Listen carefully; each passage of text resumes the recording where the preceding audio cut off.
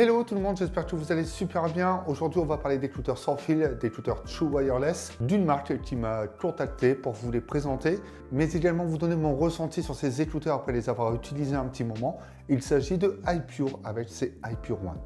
Des écouteurs qui se veulent être abordables, entre 50 et 60 euros, ce qui en fait des écouteurs avec un prix accessible. Et je vais vous dire tout ça dans cette vidéo. Si jamais vous appréciez cette vidéo, n'hésitez pas à liker, partager et surtout à vous abonner en activant la petite cloche pour être signalé des prochaines vidéos postées sur la chaîne. iPure, c'est quoi? Il s'agit d'une marque suisse assez récente. Je crois qu'elle a environ 1 an, cette marque, et qui commercialise donc des écouteurs sans fil. Il y a donc énormément d'écouteurs sans fil sur le marché. Il y a beaucoup de marques connues également qui proposent des écouteurs à moins de 100 euros, même aux alentours des 50 euros. Et c'est donc un marché difficile. C'est un peu compliqué pour certaines marques, surtout naissantes, à s'intégrer sur le marché. Certaines marques proposent des écouteurs concurrentiels avec énormément de propositions, certaines un peu moins. Il est un peu dur de pouvoir faire un choix. Et je vais essayer de vous cibler un peu ces iPure One, où est-ce qu'ils se trouvent, pour essayer de vous orienter. Parce que même pour moi, il est vrai qu'à force d'en tester, c'est un peu compliqué d'essayer de s'orienter, de trouver des écouteurs qui vont nous satisfaire. Et on commence par le déballage de ce produit qui est très simple, une boîte noire, rien de plus classique, écrit iPure dessus, avec quelques indications sur ce packaging. Ces indications concernent donc quelques éléments, quelques technologies intégrées à ces écouteurs. Dès l'ouverture, on trouve la boîte. J'ai reçu les écouteurs en rose. Je ne les ai pas reçus en blanc et en noir, autre couleur un peu plus sobre qui existe, mais il s'agit bien d'un rose pastel. Étant toujours habillé en noir, on va dire que ça met un peu de couleur, pour moi. Mais madame apprécie la couleur, alors elle les utilise. C'est chose faite. Hormis ça, sous le socle où sont posés les écouteurs, on trouve également un câble USB type C, parce que le boîtier se recharge en USB type C, mais également d'autres embouts. Alors, il y a précisément 3 embouts proposés pour s'adapter à tout type d'oreilles. De quoi adapter ces écouteurs à vos oreilles si jamais vous souhaitez les prendre. La marque ne met pas que ça en avant, elle propose également de la réduction de bruit passive, du Bluetooth 5.0, de l'USB type C, une autonomie entre 16 et 18 heures d'écoute, suivant le volume, une compatibilité iOS Android et une charge rapide qui promet 50 minutes d'écoute en 5 minutes de charge. Pour le prix, pour le moment, on est sur quelque chose d'assez intéressant et un bon rapport qualité-prix. Hormis la marque écrite sur le boîtier, on trouve derrière donc le port USB type C pour recharger ce boîtier, mais également une charnière en métal. Chose assez rare, souvent les charnières ne sont pas mises en avant. En tout cas, ce boîtier est en plastique mat, très agréable au toucher. Il est même plutôt qualitatif en main. Pour un premier produit, un produit de lancement, c'est plutôt sympa au premier abord.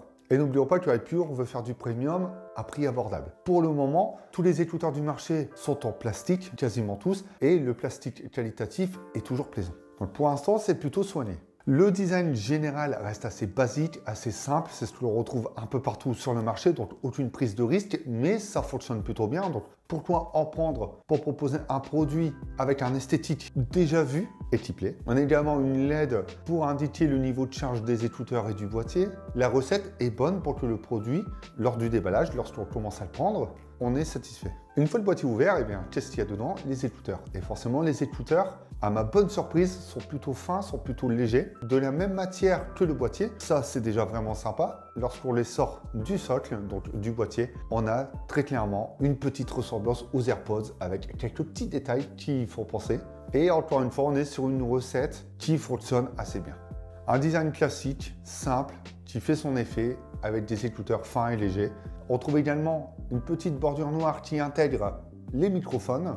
Et donc pour la réduction de bruit, ce ne sera pas de l'actif, ce sera du passif, donc ça se fera via l'embout des écouteurs, puisqu'ils sont intra-auriculaires.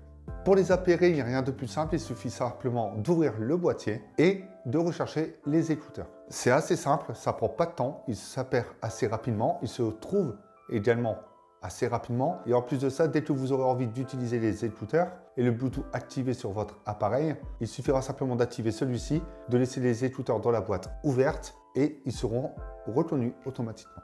À portée, ils sont plutôt confortables, il n'y a rien à dire. Juste là, la recette du classique fonctionne très bien. on les met, ils sont légers, ils sont confortables, ils ne tombent pas. À ma bonne surprise, on a beau secouer notre tête, ça tient vraiment bien. Et ils se font oublier. Pour le prix, c'est quelque chose d'assez important, je trouve, et c'est respecté. Pour l'autonomie, 4 heures environ d'écoute selon le niveau de volume et 4 recharges possibles via le boîtier, ce qui nous donne un total d'un peu moins de 20 heures, comme dit 16 à 20 heures d'écoute de musique. C'est pas mal, certains proposent un peu plus, pour moi ça reste amplement suffisant d'avoir un peu moins de 20 heures d'écoute de musique. Mais si on écoute énormément de musique, il faudra pour ça le charger un peu régulièrement. Mais si ça se charge rapidement, il n'y a pas de problème pour ça. On va maintenant parler de l'audio. C'est ce qui nous intéresse le plus sur ces écouteurs, même sur n'importe quel autre écouteur ou casque. Et iPure promet des basses présentes, profondes et fidèles, avec des haut-parleurs dynamiques de 12,4 mm. On a également la compatibilité avec les codecs AAC et SBC pour améliorer la qualité audio générale et surtout obtenir un peu plus de détails lorsque l'on écoute de la musique. Et la réduction, comme indiqué précédemment, passive via les embouts des écouteurs. Alors tout ça promet quelque chose de bon à l'écoute. Ça permet surtout, un peu comme tous ceux qui vendent des écouteurs, de mettre en avant les technologies intégrées à leurs produits. Après les avoir utilisés plusieurs heures, et pour le prix, ça reste correct. C'est bon si on ne recherche pas l'excellence. Et en même temps, si on recherche de l'excellence en audio, on ne s'oriente pas vers des écouteurs à 40-50 euros. Très clairement, on s'oriente plus vers les AirPods, les Galaxy Buds, etc. Il y en a énormément sur le marché. On parle d'usage quotidien, d'écouter de la musique rapidement, dans les transports en commun, à son bureau pendant sa pause, etc. Voilà vraiment le concept de ces écouteurs. Et pour le prix, c'est pas mal. Dans l'audio, on s'habitue aux écouteurs, aux casques qu'on utilise. Je m'explique. On peut apprécier ou non une qualité, mais lorsqu'on utilise un produit, quotidiennement, on s'y habitue. Ça peut être une télé, donc sa dalle et sa qualité d'affichage. Ça peut être un smartphone également pour la partie audio, comme pour l'écran. Et les écouteurs, les casques, c'est pareil. On s'habitue à une qualité sonore. À partir de là, qu'elle soit mauvaise ou bonne, la qualité sonore, si on passe sur d'autres écouteurs ou d'autres casques, parce que nous sommes habitués aux produits que l'on possède. Selon les pistes audio, les musiques écoutées avec ces écouteurs, les basses sont présentes. Mais parfois, il y a ce léger déséquilibre entre les médiums et les aigus concernant les basses. Donc c'est peut-être trop équilibré. Ils sont peut-être tous au même niveau. Et ça crée ce petit déséquilibre de temps à autre. À savoir que l'on n'écoute pas tous les mêmes musiques, que l'on n'écoute pas tous les mêmes styles de musique, et que donc cette différence se fera à partir de ça. Ça peut être les basses dominées par les médiums et les aigus, mais ça peut également être l'inverse. Ça se fait surtout ressentir lorsque le son est au maximum. Donc si vous montez le son, vous sentirez cette différence. Si le son est un peu plus bas, eh bien très clairement, ça reste vraiment correct pour le prix et on peut apprécier la musique que l'on écoute. Pour revenir sur la réduction de bruit, lorsque vous mettez les écouteurs avec le son au maximum, forcément, vous n'allez plus rien entendre. Par contre, dès que vous allez baisser un petit peu, vous allez entendre quelques bruits extérieurs. C'est du passif, c'est normal. Et si vraiment vous souhaitez améliorer cette réduction de bruit extérieur, vous pouvez changer les embouts pour voir lequel est le mieux adapté pour isoler un petit peu plus. L'autre petite chose, c'est qu'il n'y a pas de commande tactile. J'aurais bien aimé en avoir. On s'habitue très rapidement et la première chose que j'ai faite en appairant ces écouteurs à mon smartphone, c'est de toucher la petite tige ou le centre du pilote pour pouvoir changer de piste, monter le son, etc. Petite chose qui m'a un poil mis sur ma faim et que j'aurais aimé avoir. Donc commande tactile, petite chose à retenir. J'espère que la prochaine fois, iPure proposera cette fonctionnalité sur ses écouteurs.